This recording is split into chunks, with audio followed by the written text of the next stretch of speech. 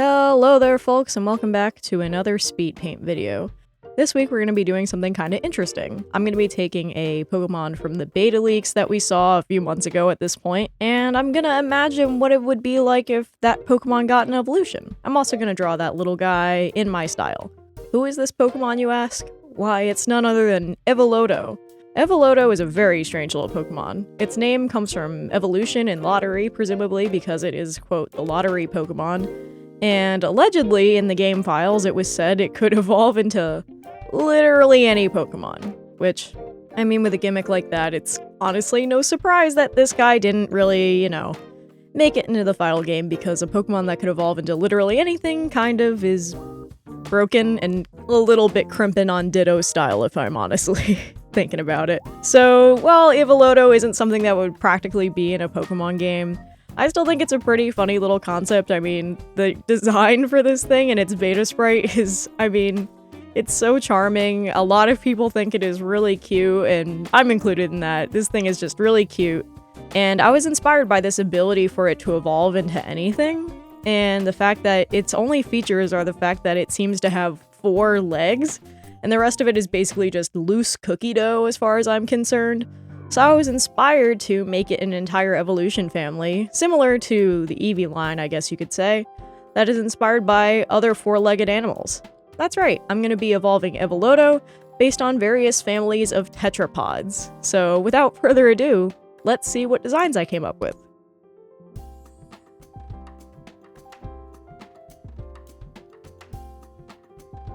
Before anything else, I wanted to make sure I had a good idea of what Evolotto would look like in my style. And like I said in the intro, its body kind of reminds me of like unbaked cookie dough or cake batter, like something about it is inherently unfinished looking, right? And of course I'm sure that's intentional in the fact that it's supposed to look very generic, look like it could turn into anything. And I really want to embrace this like idea that it seems like unfinished dough, and make it kind of seem gooey and like it's barely taking a solid shape. I also really wanted to emphasize how darn cute I think this thing is, and give it a proper Pokemon shape. After all, I feel like a lot of like the Gen 3 era sprites are a little odd looking, like they're very different from most of the other Pokemon sprite art styles, especially the battle sprites. And so I wanted to make it more like typical Pokemon proportions. I also made its eyes much bigger, and I tried to make them really big and beady, literally looking like they're beads placed on its head. That was partly inspired by, like, this idea of making it visually similar to a Peep, which, Peeps, if you aren't familiar, they're a marshmallow candy that usually looks like birds, but sometimes it's other creatures as well. And then they have these little tiny chocolate eyes, not enough to affect the taste, but just enough to give it a face. So I wanted to make Evolotto to further emphasize that sort of candy feel with it, and to really make it look like my own take on its design, which doesn't seem to have those big beady eyes in the same way that this design does. I really just wanted this thing to be a one bug-eyed little creature, and this guy was so much fun to draw, and yeah, I'm excited to talk about what I did to evolve him.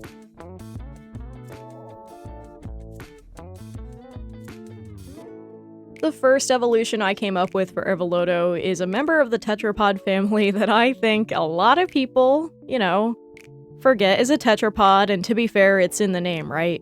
Tetrapod meaning like a 4-legged animal, and, well, that's more of a taxonomical term than an actual descriptor, since, the first animal I'll be representing, the first family of animals I'll be representing in this group is going to be serpents or snakes.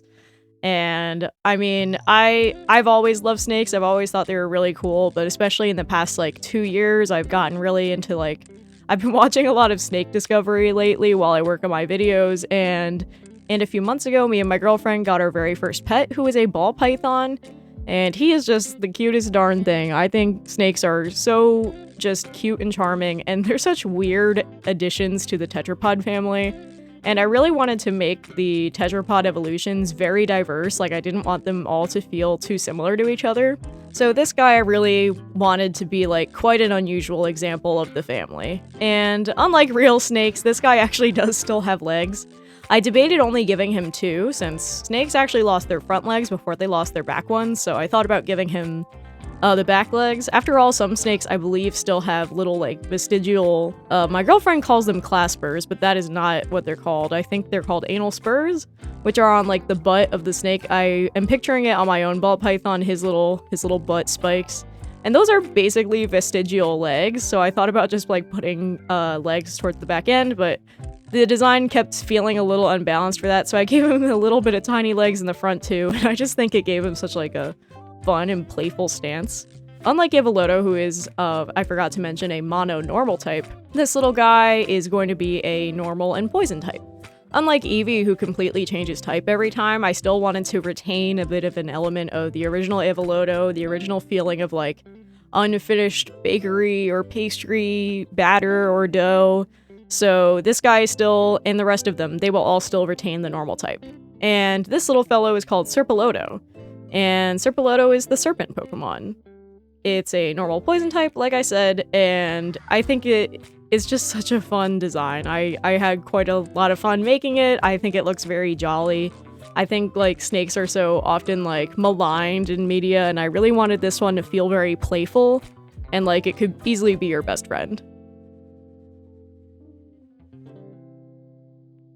Going along with the theme of animals that aren't obvious that they have 4 legs, the next animal is going to be representing the pinniped group. You probably know pinnipeds better as, you know, seals, sea lions, and the like. And these aquatic guys, I think a lot of people think of them as having no legs, which is kind of true. Like, they don't look like they have legs, they just look like they have flippers, but their flippers are their legs, including the back ones. Their tail is really just their feet. And so I thought, what better way to represent another weird group of the tetrapod family than by doing another one that deceptively looks legless, but actually does still have, like, the traits it needs to be a tetrapod. And I thought, you know, I mean, the shapes of a pinniped are a lot of fun to tackle, and I did this pose based on this one picture that I found in the Wikipedia article for pinnipeds.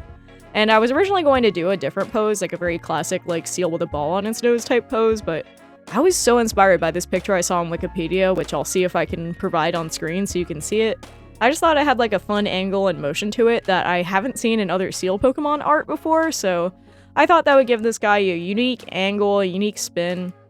I tried to give it these spots that kind of mimic the texture of, like, some seals. They have very thick fur that has a lot of spots on it. And of course I had to give this thing counter shading. I mean, what better animal group than aquatic mammals to represent counter shading? I feel like they do it the best. Orcas especially. I've talked about counter shading on this channel before, but if you haven't heard me talk about it already, or if you don't know what it is, it's the phenomenon in nature where animals typically have a lighter bottom half of their belly and a darker top half, because this essentially gives them a sense of simple camouflage.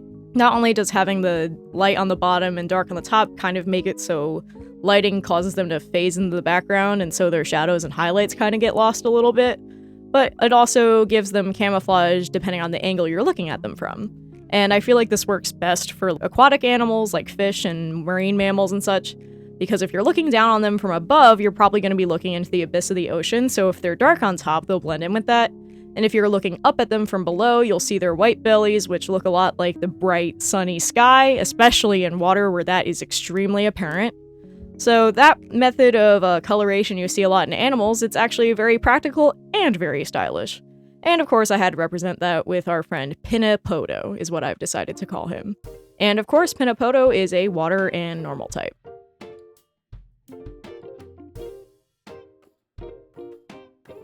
Next up, we have an animal that unambiguously 4-legged. We have cervids, or this little guy who I've called Servolotto. And Servolotto is a ground type, a ground and normal type. My sister is completely obsessed with white-tailed deer right now. She is going through a phase, like, I think Jamie has a tendency to, like, go through phases where she's really obsessed with something. And right now she's really been in this era of being very obsessed with white-tailed deer. So I felt like that would be a fun representation of the cervid group, which are basically my representation for hoofed mammals. I thought about doing other hoofed mammals as well, like I thought about doing like an elephant or something, but well, I guess elephants aren't really part of that group, but you know, that general family of animals, like herding, herbivorous, large mammals, right? I thought this would just be a classic one. Everyone knows what a deer is. They are extremely freaking widespread. I gave this guy a very, like, translucent feel. I don't know how I feel about how I ended up coloring this. I might change it if I ever decide to go back to this design, but I really wanted it to look like it's not just a straight up deer, since deer naturally already kind of have that white belly and that white tail, like I've been trying to carry through with all the Evolotto evolution designs. But this guy, I tried to make it look like he's a little bit made of jelly or crystal or something like that. Like if you were to touch him, it would feel a little goopy and maybe not a little furry, just to make it feel less like a normal, regular old deer. Even though this design honestly gave me a lot of challenges, I'm still pretty happy with it. I had a lot of fun like trying to make this thing read very clearly as a deer while also still making it seem like a Pokemon, and while also still making it call back to elements from the original simple Evolotto design. Like instead of having fully fledged hooves, it has like those little rounded feet, which are meant to kind of resemble the feet that you see on Evolotto. And I really wanted like the beady eyes to carry over in a way that felt like very similar to the Evolotto design. And yeah, this one was a little bit challenging, but I still had a lot of fun with it. Jamie, if you're watching this, I sure hope you like it. It's a Bambi for you, so yeah, there is Servolotto.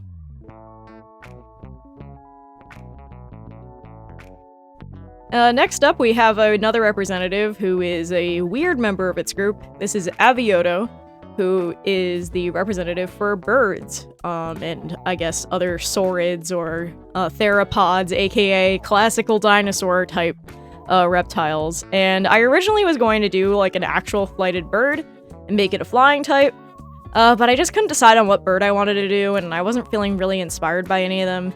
And then I had the thought, why don't I go real weird with this? I mean, I've already represented a bunch of weird tetrapod groups, why not get even weirder?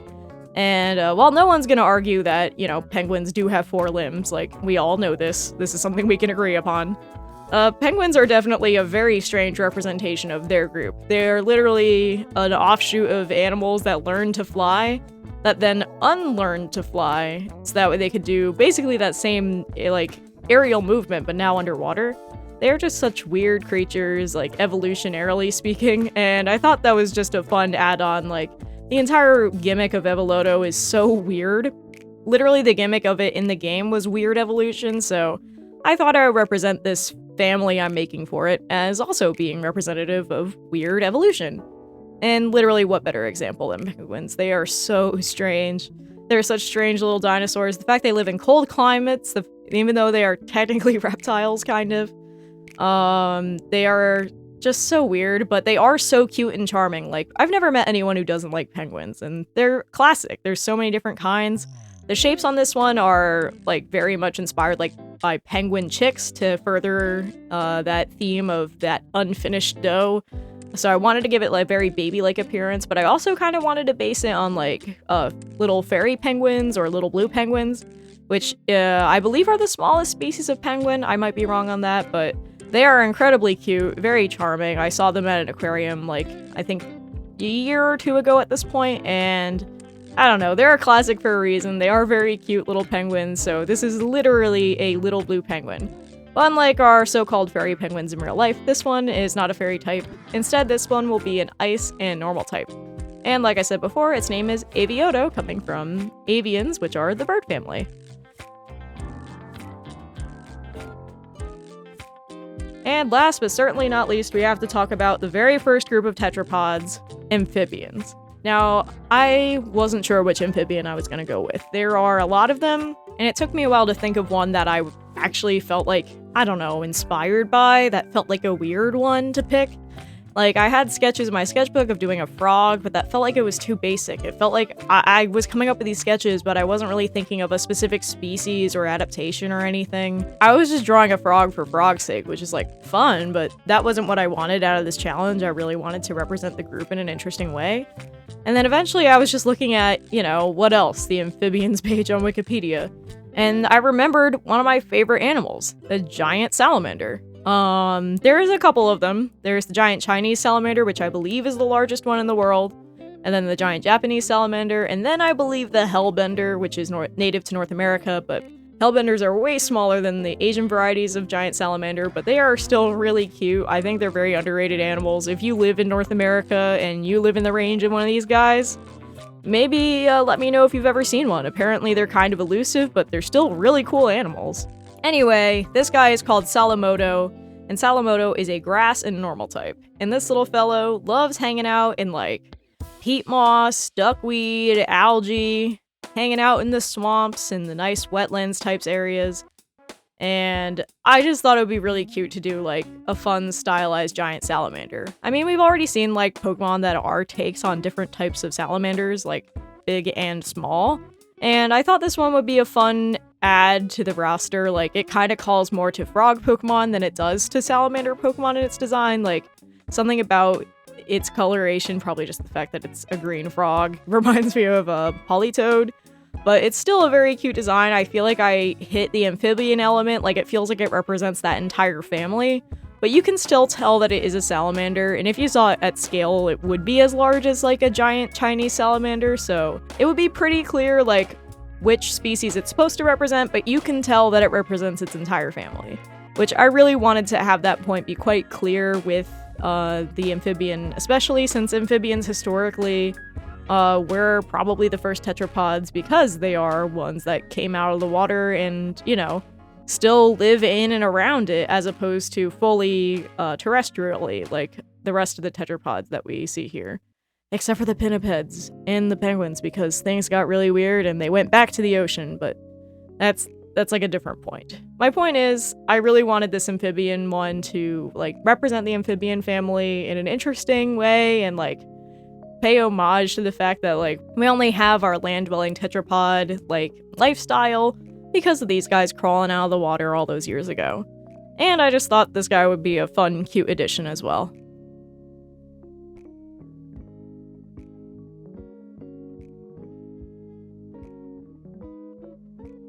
And with that, that is all I've got for you guys today. Did you have a favorite Pokemon design you saw in this video? They are all very cute. I'm very happy with how all these designs came out. I feel like they all, like, ring true to Evolotto while also very clearly, like, diverging and becoming their own thing, which is exactly what I would have wanted for a family of guys based on the different types of tetrapods. The fact that they are simultaneously super diverse and yet also kind of united. I'm just very happy with this design set, and I hope you guys like them as well. If you'd like to support me, one of the best ways you can do that right now is by checking out my Kickstarter page. My Kickstarter right now has a project going on for Westie stickers and pins, where you can get, well, stickers and pins based on my favorite breed of dog, the Westie. I have no idea how progress is at this point since I am recording this quite a bit ahead of time, so who's to say how it's going, but hopefully it's going well, and if you would like it to go better, why not get yourself some stickers and pins? And at the time of recording, I will have also released a mid-campaign reward of an emote pack. So if you're interested in getting like a nice digital emote pack for your Discord server or Twitch chat or something similar, feel free to go support my project. I would really like it to succeed and hit my goal before the deadline, which is on February 9th. So make sure you go check it out before then, or else these will be gone forever. If you'd like to support me some other way, or it's after the campaign's ended by the time you're watching this, you can also check out my Ko-fi page. I have monthly memberships on there. I also have things like commissions, adoptables, and all sorts of other stuff on my Ko-fi page. It is one of the best ways you can support me and help me pay my bills and deal with other expenses and the like. So all of your support on there is greatly appreciated. Even followers are like lovely to have on there. And with that, I believe that is all I've got for you guys today. So thank you all so much for watching this video. I had a lot of fun with it, and I hope you guys had fun too. And I'll see you all next week with another speed paint. So without further ado, why don't you go out there and make some art?